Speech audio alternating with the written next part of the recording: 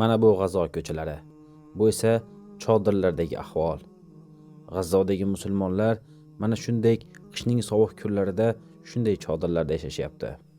Bizlar ham ko'rib turganingizdek G'azzodagi Muraqqabir xayriyat jamoasi o'laroq u yerdagi musulmonlarni mana bunday sovuq kunlarda ularga yordamlarni yetkazishlik uchun mana shunday chodirlarni ehson qilayotgan aka-uka, opa-singillarimizning yordamlari bilan G'azzodagi musulmonlarga yordamlashishga muvaffaq bo'lyapmiz.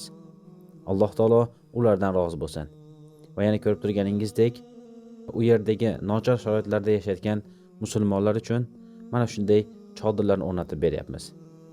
Ha, albatta, bu chodirlar uyni vazifasini bajara olmasligi mumkin.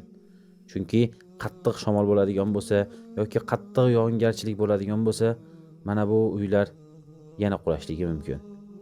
Va albatta shu chodirlarni o'rnatib berar ekanmiz. Shu chodirlarga kirib yashaydigan musulmonlar ehson qilgan aka-uka, opa-singillarimizga o'z tashakkurlarini aytib duolarni qilishdi. Va juda ham xursand bo'lishdi. Chunki qishning sovuq kunlarida mana shunday chodirlarda yashashayotgan edi. Va alhamdulillah birinchi chodirimiz o'z sohiblariga topshirildi. Endi esa yana ikkinchi navbatdagi chodirimizni tayyorlashga ketishib ketdik. Albatta atroflarni ko'rib turganingizdek, atroflar vayron bo'lgan.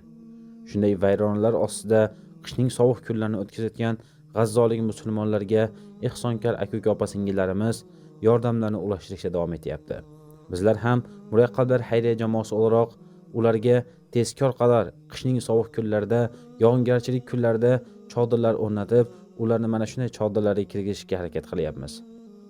Alloh taolo G'azzodagi musulmon ahlimizga nusrat, manajot va yordam bersin.